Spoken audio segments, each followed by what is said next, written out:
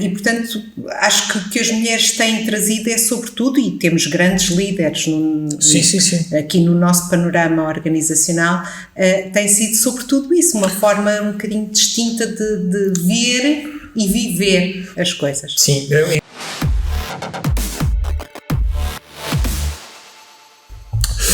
Então, bem-vindos a mais um episódio do Abra o Jogo. Este Abra o Jogo é particularmente especial. Eu estou com uma pessoa de quem gosto muito, conhecido. Nós estávamos a falar agora sobre circunstâncias especiais que juntam pessoas especiais, e eu acho que foi isso mesmo que nos juntou há uns anos atrás, não é? Não há muito, mas há poucos anos atrás. Eu vou chamar professora, mas eu trato por tu, ganhei essa condição. A professora Isabel Moço, que é professora regente da cadeira de Recursos Humanos na Universidade Europeia, certo? Corrige-me. Sou professora de Recursos Humanos e coordenadora também de alguns programas. Sim. E é consultora também, e foi das professoras que conheci ultimamente, professoras universitárias com uma energia mais cativante, e nós vamos tentar perceber porquê, ok? Bem-vindo, Isabel, obrigado por teres aceito este convite. Nós vamos falar um bocadinho sobre liderança, sobre recursos humanos, coisas com as quais te sentes muito à vontade, e portanto, primeiro, muito obrigado por teres aceito este convite. Muito obrigada, é um prazer, e sobretudo rever-te ao fim de algum tempo. É sempre bom termos estas ligações. Isso, que vamos mantendo. Exato. Nós temos sempre ido falando e temos mantido esse contacto, e agora estamos aqui num enquadramento diferente. Isabel, para começarmos, eu queria perguntar-te, só para enquadrarmos aqui os nossos seguidores e quem nos vê em casa, como é que nasceu em ti esta paixão, quer pela parte dos recursos humanos, pela parte da área da liderança, até pela parte do ensino também, como é que nasceu em ti esta paixão? Bem, nasceram em momentos diferentes. Sim. Se quiseres, são filhos de fornadas diferentes. Okay. E nasceu tudo um bocadinho por acaso. Sim. Na verdade, a gestão de recursos humanos surge quando eu tinha uma empresa, eu tive uma consultora, eu era da área da sociologia e senti necessidade de perceber um bocadinho mais dos processos de recursos humanos. Fui aí a uma universidade fazer um programa que correu bestialmente mal, e coincidiu com a altura que eu chego a esta universidade. E então, como esse programa correu muito mal, eu disse, olhem, eu quero fazer aqui um programa, e o programa é assim. Mas chegas a esta universidade, europeia, em que condição? Convidaram-me para eu fiz aí uma conferência, e uma das pessoas da direção na altura estava na plateia, e a seguir à conferência convidou-me para vir dar aulas. Foi precisamente na altura que eu estava a fazer esse programa, nessa outra universidade. Eu comecei a dar aulas cá, e passado 2-3 semanas disse, eu quero abrir aí um programa. Pronto. Em que é que consistia o programa, já agora? Gestão de recursos humanos, um programa de executivos para profissionais de recursos humanos. Foi exatamente aí que eu comecei. E portanto, a partir daí instalou-se esta coisa das pessoas, e como eu costumo dizer, é um vírus tramado porque depois custa muito a sair. Claro. E portanto, gestão de recursos humanos assim. As questões da liderança, eu creio que desde muito cedo, olha, e penso que, porque eu sou da geração que brincava na rua. Sim, eu também. E eu gostava particularmente dos jogos dos miúdos, não gostava nada daquelas cenas das miúdas. Sim. Não gostava nada, e então eu gostava era de jogar ao peão e de montar aquelas caricas para fazer aquelas corridas nos passeios, isso é que eu gostava. E eu já nessa altura percebia que aqueles que eram os meus pares na altura, as miúdas, olhavam para mim assim com ar, Maria rapaz, sim, não é? E os rapazes, por outro lado, diziam, não, tu não és deste grupo, a gente até te deixa estar aqui a brincar connosco, mas tu não és daqui. Portanto, depois havia sempre ali uma parte privada. E eu acho que desde essa altura que eu achei que tinha que pertencer aos dois grupos, e portanto acho que ganhei aí alguma elasticidade para me encaixar e para me ajustar em grupos diferentes, mas isto na rua, isso, não é? Isto sim, na rua, ali no passeio em frente à casa. Qual era a outra questão? Portanto, era a liderança, mas é engraçado, pegando aí no que estava a dizer, como desde pequena perceber, quer dizer, há aí muitas coisas que são um bocado que ainda se passam hoje em dia. Tu durante uma fase da tua vida estiveste aí nesse limbo em que não te integravas com a tua comunidade, não é? Porque estavas a dizer as meninas, achavam que era uma menina rapaz. E no mercado dos meninos tiveste que conquistar o teu lugar, não é? Porque eles dizem, tá bem, mas olha, até te achavam graça, portanto deixavam-te entrar e brincar, mas e é engraçado como depois, não é? Infelizmente, olha, por outro lado, existiram paralelismos. Tem um episódio giríssimo que ilustra muito bem isso. As tardes de verão, eu ia para casa de uma tia e aquela casa ficava numa rua muito inclinada e o que nós fazíamos todas as tardes era corridas de carrinhos de esferas. Sim. E eu era habilidosa a fazer carrinhos de esferas, que as miúdas achavam que aquilo que era uma coisa parva, não é? Pronto, até que eu tive o meu primeiro acidente e houve uma miúda, eu fiquei com os joelhos todos esfolados, aquilo correu um bocado mal, mas houve uma miúda que disse, pronto, eu agora sou a tua enfermeira, já que as enfermeiras é que tratam das pessoas, eu sou a tua enfermeira. E lembro-me dela estar a tratar e dos rapazes dizerem assim, não, a gente trata dela. Bora, vamos fazer outra corrida. Pronto, eu sempre estive aqui um bocadinho no meio disto, mas é engraçado depois como estas coisas se refletem no resto da nossa vida. Ia-te a perguntar isso. Profissionalmente, eu sempre trabalhei sempre predominantemente com mulheres, sim, mas sempre me senti muito mais confortável a trabalhar com homens. É o estilo. Pois é, que engraçado. É o estilo, passado estes anos é isso que tu achas que é o estilo. O que é o estilo? Define estilo. O que é que enquadra ali e não se enquadra noutro, não se enquadra tão bem? O que é para ti o estilo? Sim, isso é super interessante. Eu acho que agora já não é tão visível, mas durante um tempo eu achei que as mulheres se distraíam com algumas coisas que não tinham importância nenhuma. A cor da saia daquela, a telenovela, sei lá, coisas que eu não dou importância nenhuma.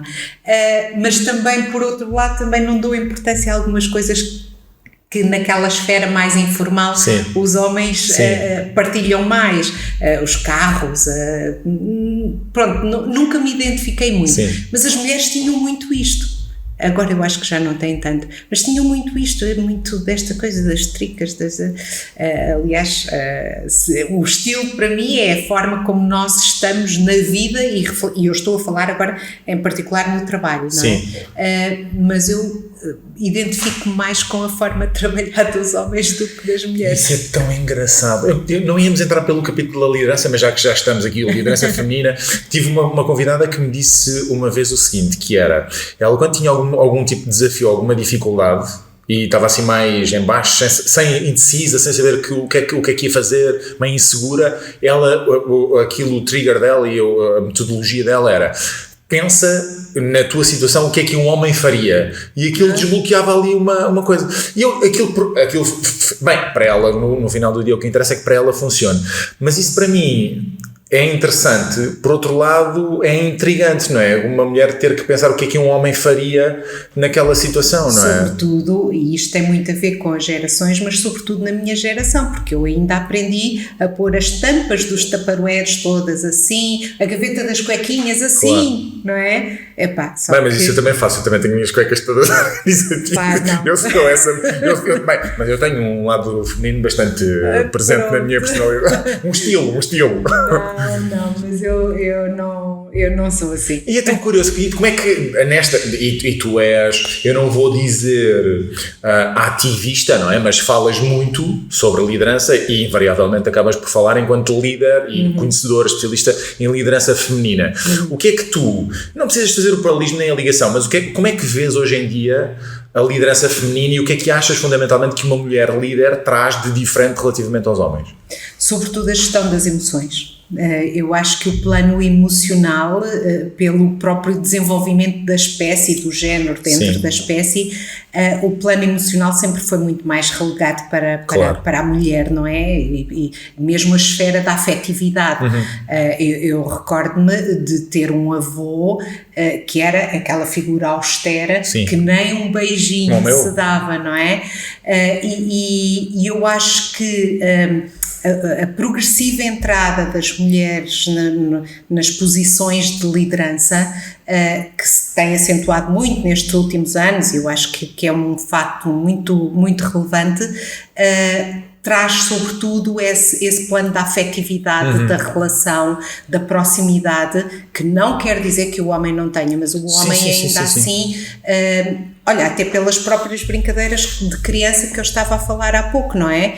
As meninas eram muito mais os tachinhos e os bebés e vestir e preparar para aquilo que haviam de ser papéis futuros que ia ter, e o rapaz não, era muito mais de liberdade, de ousadia, de explorar, e portanto isso depois confere naturalmente uma grelha que nos segue ao longo da vida. E portanto acho que as mulheres têm trazido sobretudo, e temos grandes líderes aqui no nosso panorama organizacional, tem sido sobretudo isso, uma forma um bocadinho distinta de ver e viver as coisas. Sim, é engraçado porque estava a falar e agora estava a recuar.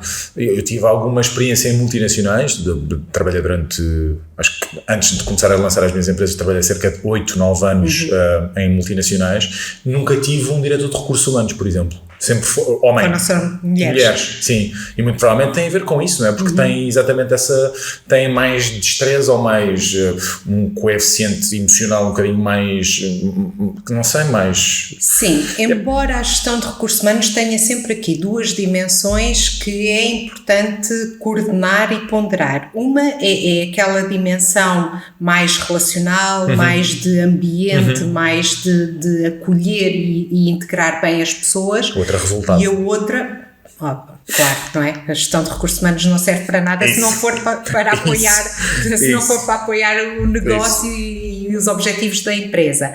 E uma área que hoje é muito fácil de ver homens entrar facilmente em recursos humanos e mulheres não, é a área do analytics, por exemplo, não é? Que tem mais aquele raciocínio lógico, tem mais planeamento, tem mais orientado estruturação. Para o resultado, não é? Quer dizer. E pronto, isto tem a ver mais uma vez, com a história, não é? As meninas sempre fugiram mais a esta componente de formação do que os homens. É engraçado, uma das minhas perguntas era precisamente, tinha a ver mesmo com a inteligência emocional, porque eu acredito que cada vez mais, cada vez menos se dá atenção, e felizmente, só à componente técnica, e se vai incorporando a componente aqui da inteligência emocional. Mas eu sinto que os homens têm efetivamente mais dificuldades em fazer esse tipo de gestão emocional, porque muitas vezes não sabem como é que hão de tratar, porque depois acham que há ali uma barreira. Um cliente meu que me dizia, sim, está bem, mas eu estou a almoçar, e eles vêm falar, é muito engraçado, esta é uma situação, se ele estiver a ver depois vai-se rever nessa situação. Eu estou a almoçar e eles vêm ter comigo na hora do almoço e fazem perguntas ali, na hora do almoço, e às vezes são perguntas que às vezes são pessoais, às vezes são profissionais. O que é que eu faço? Falo com eles? Não, porque depois eu também não quero deixar passar aquela linha. Os homens têm muito essas dúvidas, não é? Porque como é que eu giro esta componente? Falo sobre, não? Pois, talvez tenham uma orientação um bocadinho mais operacional e mais focada naquilo que são os objetivos e os resultados. E as mulheres... Parece-me a mim, por a própria experiência que vão tendo ao longo da vida, têm que ser muito mais amplas naquilo que é o espectro de atuação, não é? E portanto conseguem, a velha história, não é? Conseguem estar a fazer sopa e a fazer uma call e a fazer mais não sei o quê, e a tratar das crianças. Isso é engraçado, vai-te parar à pré-história. Pois, nós somos muito fruto da nossa história, não é? Sim. E a evolução não é só o que se vai progredindo, é também o que se vai incorporando para melhorar, não é? E portanto, acho que sim. Tirando a inteligência emocional, o que é que tu achas que está a passar completamente ao lado dos líderes hoje em dia? Algo que tu vejas que seja tão claro e que os líderes não estão, independentemente de ser mulher ou homem, o que é que achas que está a passar completamente ao lado para uma liderança eficaz hoje em dia? Tirando a parte emocional, a componente emocional? Uma daquelas frases que aparecem em todo o lado a respeito da liderança atualmente é o walk to talk, não é? Sim. Que é tu tens de liderar pelo exemplo e tens que estar ali, tens que acompanhar, tens que estar presente, tens que saber como é que as pessoas vivem. E eu continuo a achar que isso é um bocadinho ainda pouco explorado, ou pouco implementado. E pouco visível. E porquê? A maioria das organizações atualmente vive absolutamente espartilhada no meio de objetivos, os KPIs têm que ser aqui e tem que ser assim, e os budgets, e muitas vezes não é que as pessoas não saibam, não é que as pessoas não queiram, mas é fundamentalmente não terem condições para o fazer adequadamente. O meu estilo de trabalho eu tenho que ter tudo muito organizado para conseguir concentrar-me, por exemplo, a fazer uma tarefa de planeamento. E se não tiver, eu prefiro guardar essa tarefa para mais tarde do que estar a atrapalhar ou a interromper. E eu já tive vários cargos de direção e sentia muito isso. Às vezes as pessoas vinham ter comigo e eu... Agora ainda não é o momento, mas quando chegava a ser o momento, as pessoas já estavam noutra ou já tinham acabado aquilo que precisavam de fazer e, portanto, não é que as pessoas... Que os líderes não saibam, que não é que não queiram, é que não têm às vezes capacidade de não tem espaço, não é? Não há espaço para fazer as coisas, por ser uma questão de prioridades e de opções, não é? Agora, a minha opção é esta, se calhar. Mas na prática, tu disseste, e bem, quer dizer, na minha opinião, o walk the talk, mas na prática como é que isso se demonstra? O que é, na prática, liderar pelo exemplo? Olha, eu acho que é fundamentalmente, e isto agora eu sou professora, não é? Tenho que ir buscar um bocadinho da teoria. Sim. Mas eu acho que é fundamentalmente estar sempre entre estes dois eixos, que é a tarefa e a relação, não é? E não há aqui uma linha ótima. O que é que determina isto? É o estado de maturidade na tarefa e o estado de maturidade psicológica de ambos. Super interessante. Ou seja, eu posso orientar-me mais para a relação com uma pessoa ou com essa mesma pessoa ou outra, orientar-me mais para a tarefa. Mas nisto eu tenho que avaliar qual é o meu grau de maturidade em termos da própria tarefa. Eu já liderei pessoas que da tarefa que elas faziam eu sabia bola. Sim, claro. Não é? Eu também. E portanto aí a minha aposta tem que ser ao nível da relação. Se essa pessoa tiver maturidade na tarefa suficiente para avançar sozinho ou então encontrar outra pessoa para o ajudar. E isto não é uma equação fácil de resolver quando é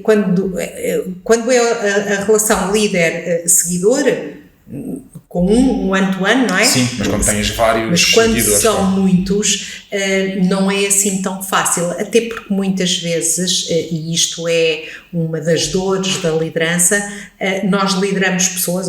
Quando eu falo em liderar, não estou a falar exatamente da liderança organizacional sim. não é? Associada ali a uma posição que tem algum tipo de autoridade ou de ascendente sobre, mas quando tu tens seguidores, como eu tenho, como tu tens, que as pessoas dizem, eu acredito muito nisso, tu não chegas a conhecer as pessoas, tu não conheces verdadeiramente as pessoas e portanto dar-lhe uma resposta adequada àquilo que elas precisam não é assim tão simples. Agora, nas organizações isso deveria ser promovido, deveria ser avaliado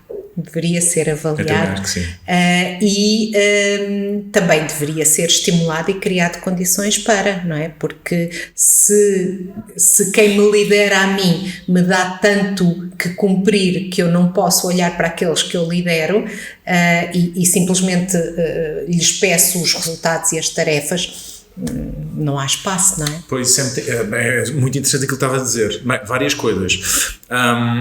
Sabes que eu acho que, lá está, liderar one-to-one, 1 para 2, 1 para 10 é uma coisa, liderar 100 é uma coisa completamente diferente, liderar 150 ou 200 ou 1000 é uma coisa também diferente e aí torna-se impossível, lá está, esse binómio da tarefa e da relação, a parte da relação fica altamente comprometida, não é? Claro. Portanto tens que estar mais orientada para outro tipo de gestão. Eu acho que a liderança aí tem que ser muito passada ao nível da cultura da empresa, não é? E quando existem valores bem definidos, cultura, E quando essa cultura está, quer dizer, nasce do líder, ou parte do líder, ou o líder, e ele é o walk do talk que estavas a dizer. Quando existe essa cultura bem instituída, essa cultura chega onde o líder não chega, não chega, e às vezes colmata, não sempre da melhor forma, da forma ideal, mas colmata essa relação, não é? Existe ali uma linha orientadora que se calhar norteia as pessoas ao invés daquela relação mais próxima com o líder.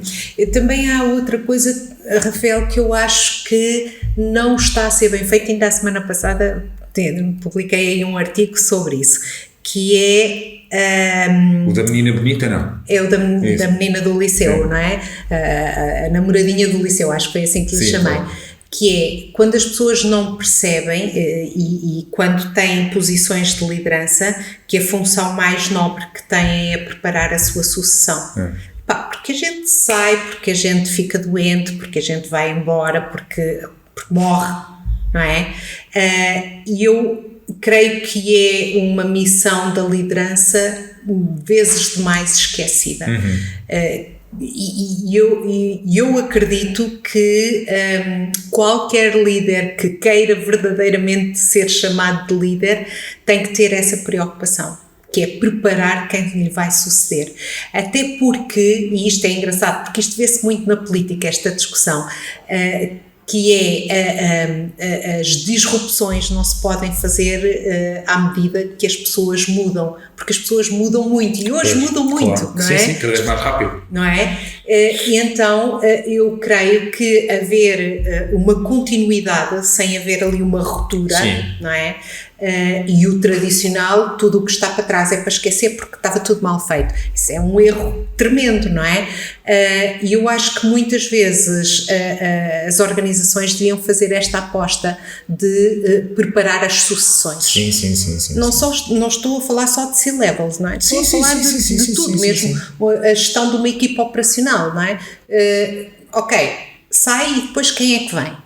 É? Eu acho que as empresas muitas das empresas nem sequer têm essa visão a longo, não é? Porque se elas tivessem a noção da responsabilidade que é e do legado que querem deixar enquanto marca, enquanto empresa, se calhar preocupar-se-iam muito mais cedo do que aquilo que se preocupam, e não só quando eu já tenho 68, se calhar vou-me reformar daqui, quem é que está aí que me possa, e portanto não existe essa preocupação, porque não existe sequer a preocupação de perceber o legado e o impacto que aquela empresa deixa na sociedade. Embora a sucessão seja muito mais do que a pessoa que sai porque totalmente, vai sim, é? totalmente. Será também muito, não sabes se amanhã te vão apresentar uma proposta maravilhosa, e pronto, fazes as malas e vais embora, não é? Portanto, isso a mim só me deixaria sossegado se eu tivesse a certeza que tinha agora aqui uma pessoa preparada para continuar aquele trabalho todo que eu fiz, porque é também uma questão de otimização de recursos, não é?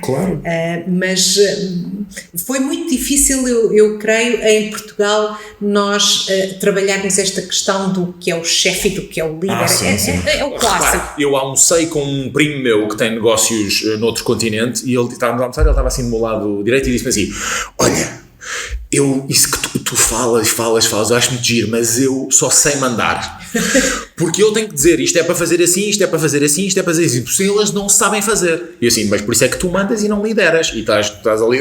Está certo. Sim, totalmente. É? Se ele tem consciência disso, mais vale espiar bem que liderar mal. Ele disse, eu só sei mandar. Eu digo o que é que eu achei tanta graça. E assim, pronto, por isso é que mandas e não lideras. Né? Quer dizer, mandas fazer. É muito engraçado. Então, vamos pôr aqui uma provocação. Então, porquê é que as empresas continuam a fazer cursos de liderança a quem tem papéis de chefe? Pois, não é verdade? Porque se calhar querem é aspiracional. Não, porque acham que chefia, repara, mas nós estamos em sintonia porque hoje em dia, não é? Dizer que se é chefe é quase pejorativo, não é? É como dizer que se vende, que é vendedor, não é? Porque as pessoas não percebem que a venda é o motor de toda a humanidade. Ponto final. Desde a primeira pessoa que vendeu a primeira Bíblia, vendeu, não é? Vendeu. Sim. Hoje em dia, as pessoas é o vendedor e é o chefe. É chefe, não é líder, não sei. E portanto, eu acho que tem a ver com essa coisa do ser líder é aspiracional. Portanto, se eu tenho chefes de equipa, vou tentar dar formação para serem líderes de equipa. Mais sexy. É mais sexy, é isso só. É isso, é nomenclatura e sexiness no posicionamento e no branding. É só isso, porque no final do dia existem ordens que continuam a ser, não é ordens, são diretrizes, orientações. Não, há coisas que continuam a ser feitas, mas é muito engraçado. Mas a propósito, estavas a dizer da aposta nos recursos humanos, quer dizer, e já ouviste isto muitas vezes, as pessoas têm, então vamos apostar no recurso e dar-lhe autonomia e dar-lhe formação, e se ele se vai embora, não é? E depois, então, o pior é se ele fica, não é? Se ele fica, não lhe damos formação, e se ele é incompetente, fica na companhia. Portanto, as pessoas têm, e é isso, é um bocado a nossa mentalidade, não é? De não apostar no recurso, porque eu tenho uma visão, eu não sei se futurista, se idealista, se utópica, e digo isto há 10 anos, esta parte. E que, curiosamente, esta conjuntura social, médica, geracional, me tem vindo a dar razão.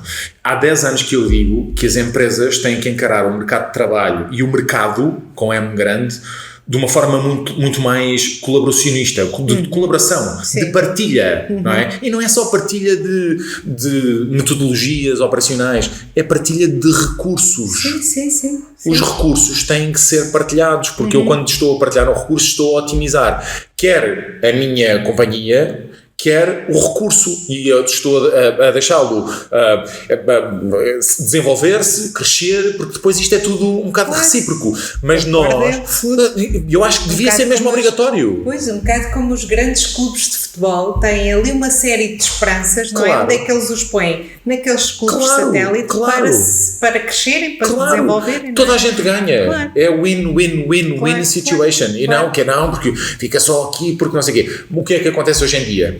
O que acontece foi que as empresas, algumas estavam oversize e sobredimensionadas, algumas tiveram infelizmente que libertar recursos, as pessoas tiveram que arregaçar as mangas, e hoje em dia tu tens pessoas que têm 3 atividades profissionais, e já não existe de repente aquela coisa da exclusividade. Exclusividade, com incompatibilidade, já não existe. Porquê? Não existe. Devia ter sido sempre, interessa. Já há muitos anos que não existe o emprego para a vida como o carro para a vida, ou o casamento para a vida, ou o que seja, não é? Porque as coisas hoje são muito mais rápidas, mas eu concordo em absoluto com essa... E temos esta mentalidade. Olha, sabes, há um provérbio africano que eu acho muita graça, que ilustra um bocadinho isso, que diz: eu sozinho vou mais depressa, mas acompanhado vou muito mais longe. Claro, não é? Claro. E portanto acho que sim, acho que é isso. Agora estava-me a lembrar, uma vez fizeste-me um convite muito amável, não é aquela pós-graduação. Sim. Convite muito amável para uma coisa que desenvolvias como é que se chamava? After Work. HR After Work. Sim, convidaste-me a falar sobre gig economy, não sei há quanto tempo foi isso, mas olha, nós não fizemos mais desde que começou a pandemia, portanto, pelo menos há 2 anos e não, mas foi há mais, com certeza. E já na altura, aliás, é isso, eu encaro a gig economy e esta coisa da partilha de uma forma muito mais macro do que... Mas quer dizer, vamos ver se o futuro me dará razão, se calhar não existe razão. Não existe razão.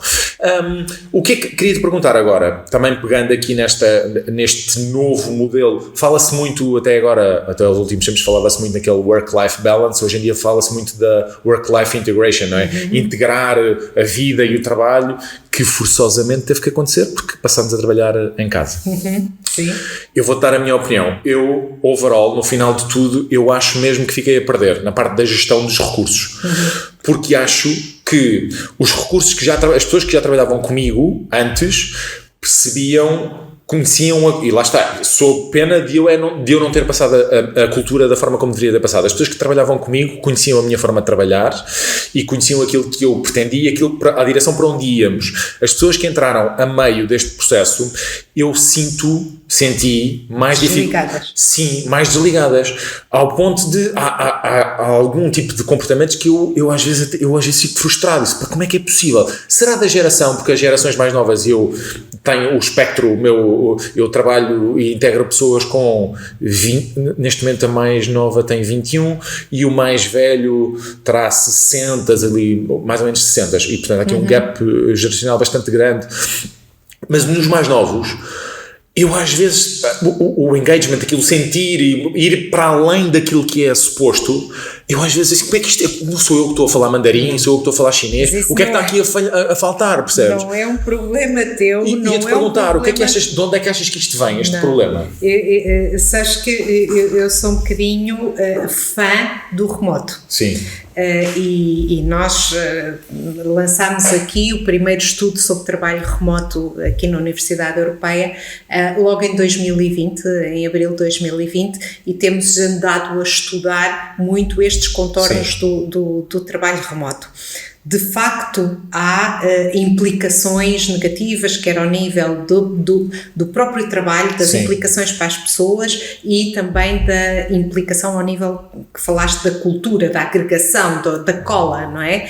Que há entre as pessoas. Mas quando pomos gerações em cima disto, nós temos aqui uma análise para fazer. Na minha perspectiva, as novas gerações têm coisas maravilhosas, maravilhosas. O largar o trabalho, como a minha filha agora está na Tailândia, largam o trabalho e vão X tempo para a Tailândia. Perfeito! Isto na minha geração era absolutamente impensável. Claro, independentemente da idade, não é? Aliás, essa própria minha filha, eu lancei o primeiro núcleo de banca telefónica em Portugal, quando ela nasceu, quando a Margarida nasceu, e ela estava na garagem com a minha mãe, e eu ia dar de mamar à Margarida à garagem. Davas de mamar à tua filha na garagem, que é um lugar tipicamente, quer dizer, conceptualmente masculino. Repara como tudo isto persegue. Provavelmente tem alguma ligação. Sim. Mas o que eu estava a querer referir que a tua filha Margarida tem a facilidade. Sim. Não é? A atitude face ao trabalho, não é só ao trabalho, é à vida em geral. É uma atitude muito própria de quem tem consagrados um conjunto de deveres e assegurados à partida um conjunto de condições e direitos que eu vejo extraordinariamente amorfo. Pois.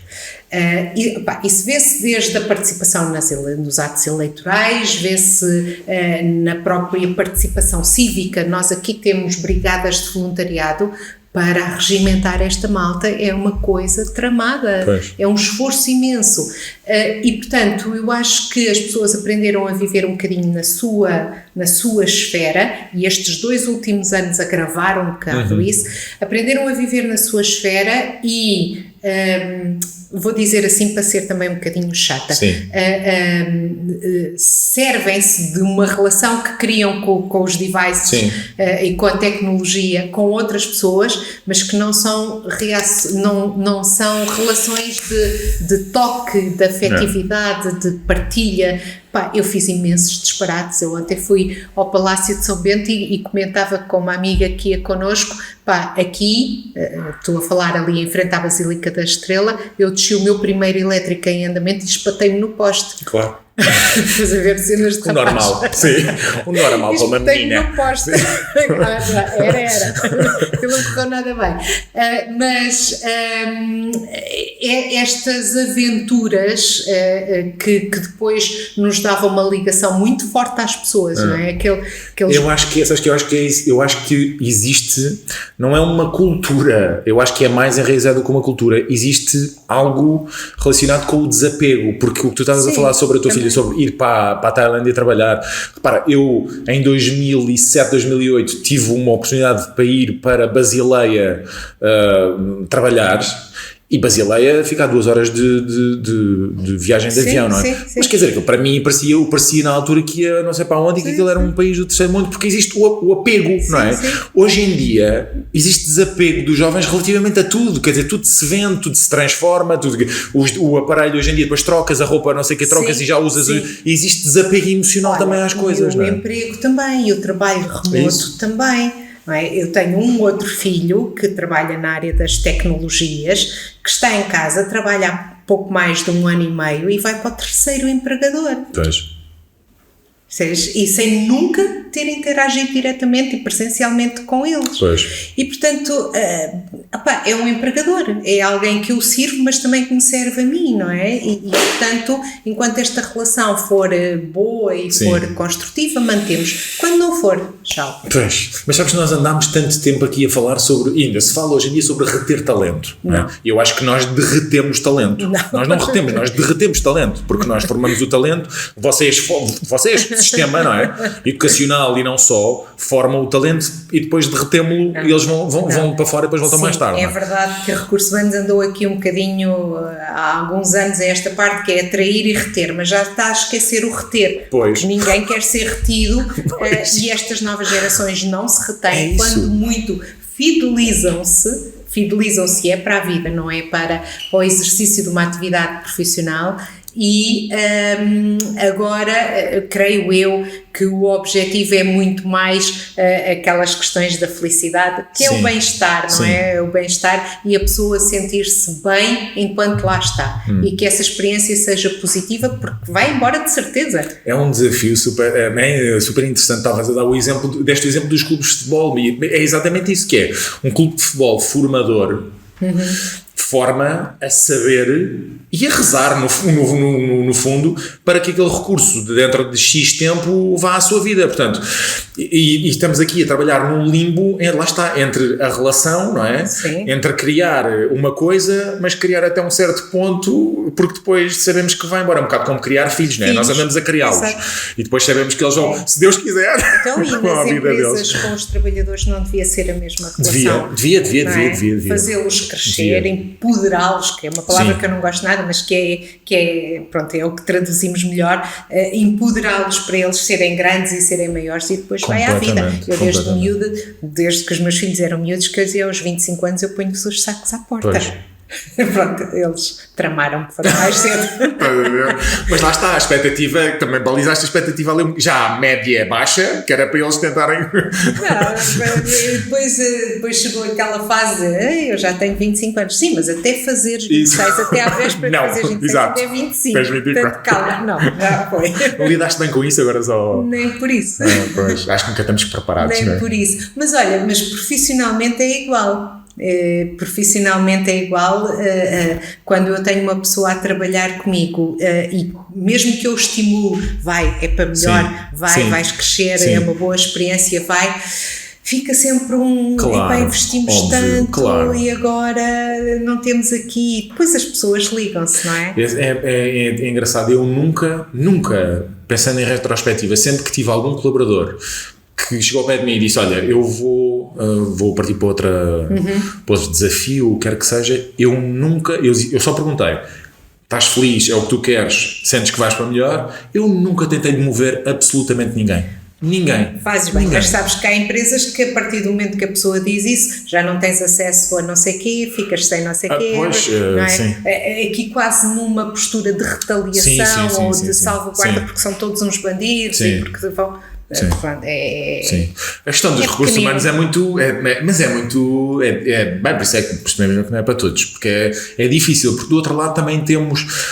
Eu ouço imensas vezes, e tu também deves ouvir, que é. Mesmo em Portugal, é engraçado, nós temos essa cultura, acham-se que, para já ainda ouvir expressões como o patronato, há o patronato, os patrões, esses bandidos. Isso, e só quem como eu, como tu, já está do outro lado e sabe o que é que custa, trabalham, mas isto não é a Coreia do Norte, está longe de ser a Coreia do Norte, quer dizer, as pessoas não têm noção do que é que existe, o esforço que exige, em modo walk the talk ou em modo investimento no recurso, não têm noção, e portanto vivemos nesta que existem os patrões, os empregados, e eu no outro dia fizeram um comentário até numa rede social minha e disse, olha, estás a falar de 1% da comunidade empresarial em Portugal, que existe o patronato e os que são explorados. E infelizmente, se calhar, nesse 1% representa per capita muita gente, mas estás completamente a leste do que é ser patrão e líder, e já vem Portugal, porque quer dizer, não trabalham, os outros trabalham as horas e não sei o que, estão completamente. A nossa história, Rafael, nós só temos ainda quase só 50 anos disto, não é? É verdade. É verdade. Quase só 50 anos, porque de facto temos aqui uma história que ainda é preciso sanear, não é?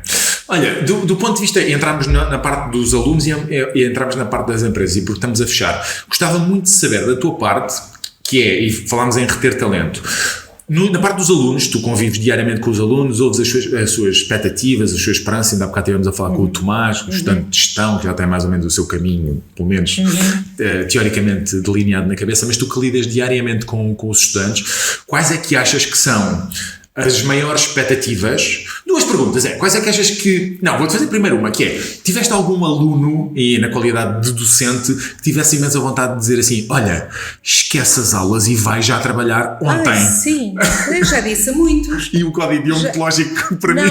Não, eu já disse a muitas coisas deste género. Epá, se calhar valia a pena pensar, voltar um bocadinho atrás e pensar o caminho, não é? Porque às vezes é melhor quem nos deita abaixo do cavalo do que nos deixar ir na estrada errada o tempo todo, não é?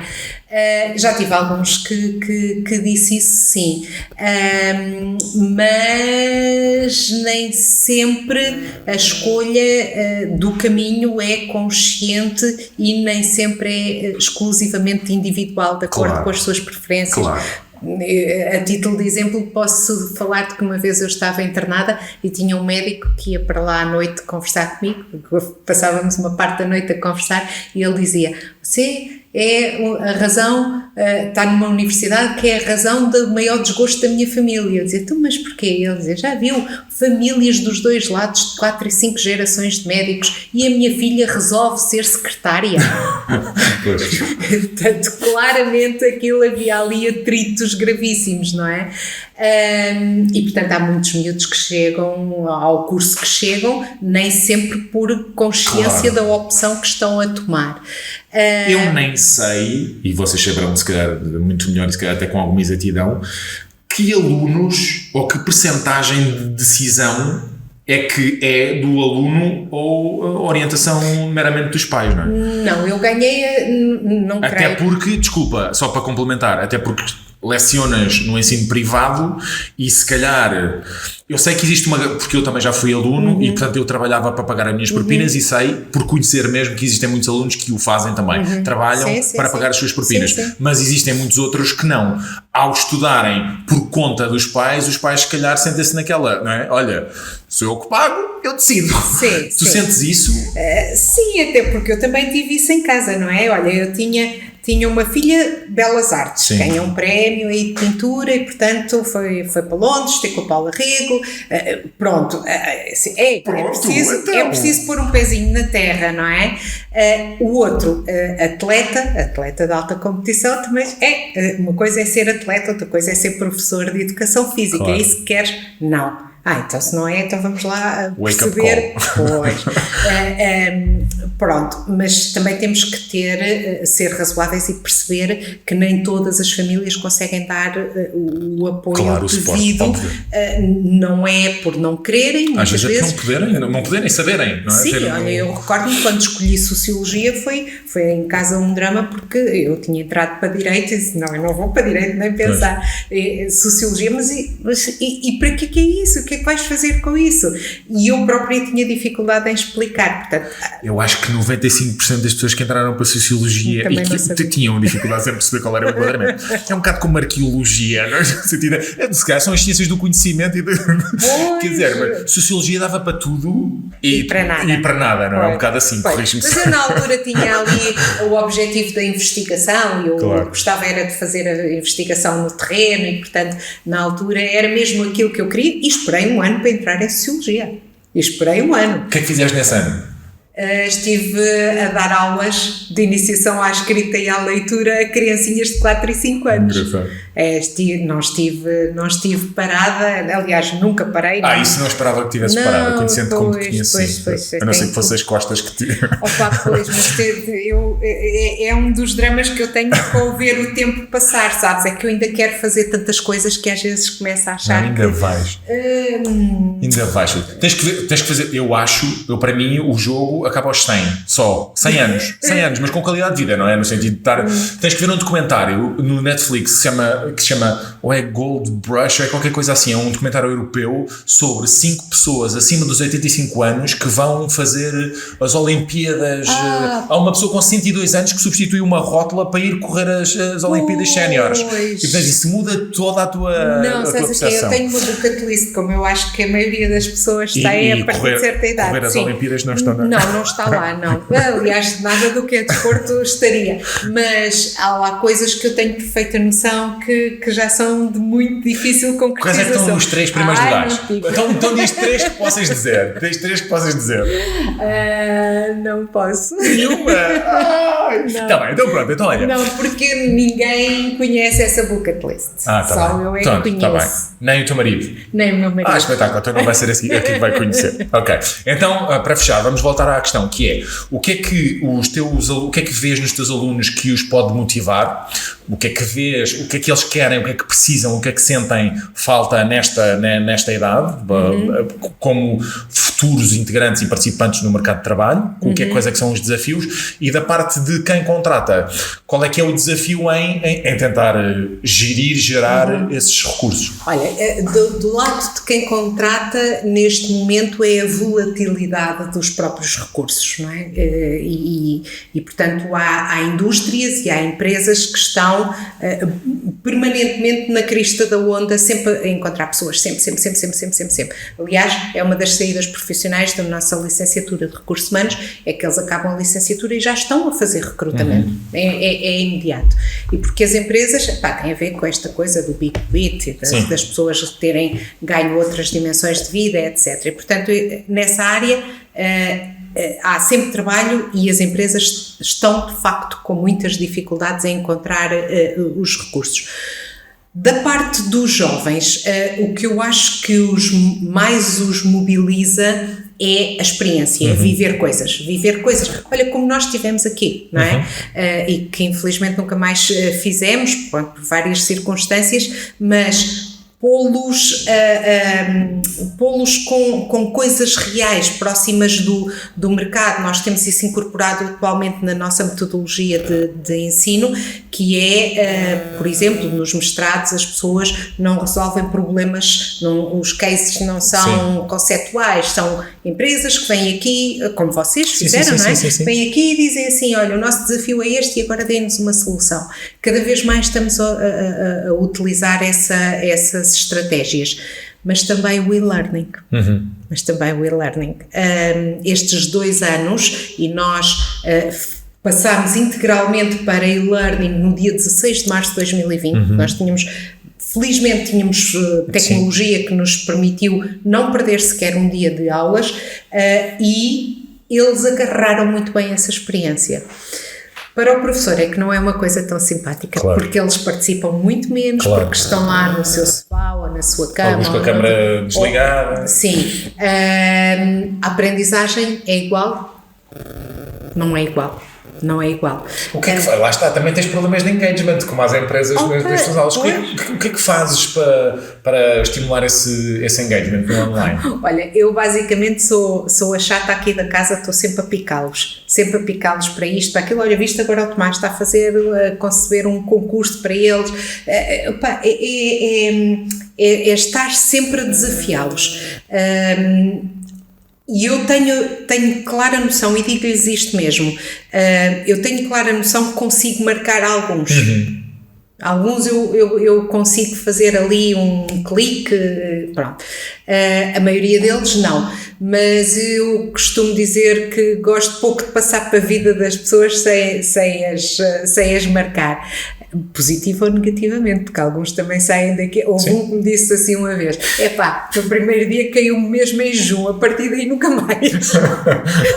Mas sou honesto, percebes? E houve espaço para ele me dizer isso frontalmente, e eu própria aprendi com isso, não é? Porque eu, agora já não, mas durante muitos anos a minha alcunha aqui era a generala, não é? Porque uma coisa é estarmos aqui a conversar e se calhar a beber uma cerveja, outra coisa é estarmos na aula. Na aula é para trabalhar, acabou. Claro. Não é? E portanto, durante uns anos eu fui conhecida aqui como a generala, porque Pá, têm tudo se estiverem ali alinhados, se não tiverem. Mas eu acho que é muito isso, Rafael, eu acho que é muito a experiência, a vivência, e estas gerações mais jovens, estes que estão agora com 18, 19 anos, o que eu sinto muito é a necessidade de proximidade. Eu nunca tinha dado aulas ao primeiro ano, este ano estou a dar este semestre e tenho uma aluna que me diz assim: beijinhos, professora, até amanhã.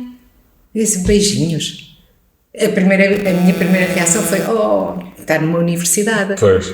Mas depois percebi, pá, esta moça tem necessidade de se ligar com as pessoas e mas achas que mas achas que isso foi por causa dos últimos 2 anos, ou achas que é mesmo geracional? Eu acho que talvez tenha acentuado muito esta necessidade de ligação com as pessoas e sobretudo com pessoas diferentes das deles, daquele grupo a que eles pertencem, porque repara, quando estes jovens estão a interagir digitalmente, é frequentemente com a tribo deles, sim, não é? E depois têm interação com os pais, eventualmente, ou tiveram durante estes anos, não é? E depois as outras pessoas, o outro mundo, pouco, quase nada, claro, não é? Porque não iam pessoas a casa, porque eles não iam a casa de pessoas, porque não se juntavam. Eu tive uma vez uma aluna, agora durante o período de pandemia, que encontrei num concerto e disse: professora, num concerto do género, os professores não vão a concertos, não é aqui que é suposto encontrar um professor, porque se calhar, pronto, acho que há aqui perda de uma visão mais global, sim, do que é a sociedade e o mundo em que nos movemos, não é? E eu às vezes digo-lhes uma coisa, digo-lhes assim: olha, vocês pensam como pensam, eu penso como penso, sou de uma geração completamente diferente. No final do dia é que sou a professora. Não, o que eu lhes costumo dizer é: mas vocês tenham a certeza que quando forem para uma empresa é muito mais provável encontrarem ainda pessoas que pensam como eu do que pessoas que pensam como vocês. Pois. E, portanto, também criar-lhes esta flexibilidade, esta capacidade de se ajustarem, de saberem lidar, claro, com todos. Mas eu acho que sim, acho que se acentuou muito agora nestes últimos tempos. Acho que se sente, eu vejo mesmo pelos meus filhos, sente-se alguma frustração, ficam frustrados com muita facilidade, independentemente das situações, são situações que, olha, lida com isso, e eu acho que é frustração, não é? Frustração rápida, de estarem à espera de uma coisa, depois frustram-se daquilo, querem outra coisa, vão para a próxima, frustram-se, e portanto eu acho que existe essa, lá está. Então isso no emprego agora é assim, sim, com estas gerações mais novinhas. Sim. Eu já aprendi tudo o que... Aqui, eu estou aqui há 21 anos, nesta universidade, e uma pessoa que saiu recentemente, teve cá 3 meses, disse: eu já aprendi aqui tudo o que tinha a aprender. Eu disse: também, mas como é que é possível? Eu que acho que não sei nem um bocadinho de tudo o que se passa aqui, não é? Isto é um mundo, são milhares de pessoas aqui todos os dias. Eu disse: como é que já aprendeu tudo? Eu não me sinto assim, estou cá há 21 anos. Há muita falta de paciência. Como tu sabes, eu lido muito com empreendedores, e no mundo do empreendedorismo há muita falta de paciência. Acham que vão estar a faturar e vão fazer exits e IPOs e não sei, que vivem num mundo que não é real e não têm paciência. Por isso é que eu nunca gostei de fazer crochê. Pois, crochê, claro, demora imenso tempo a fazer. A gente vê aquelas coisas tão giras da Joana Vasconcelos e assim, aquilo faz-se assim. Pá, não faz nada, aquilo demora que tempos a fazer. Não tem paciência. Então, e arranjas um tacho daquilo, aquela quantidade de tachos e um sapato daquele tamanho quando tens na cozinha para estar a gostar. Não é só isso, é operacional também. E é logístico, não é? É verdade. Estás a brincar. Olha, minha querida Isabel, digo isto mesmo, minha querida Isabel, muito obrigado por este bocadinho. Muito obrigada também, Rafael. Adorei mesmo. Ficámos aqui mais 2 horas a falar, porque temos muitos pontos em comum de interesse, claro, mas infelizmente não é possível. Fica para uma próxima. Portanto, agradecer-te mais uma vez teres aceito este convite, a tua amabilidade e simpatia e o teu conhecimento. Muito obrigada, foi um prazer. Volta sempre. Minha querida. Obrigada.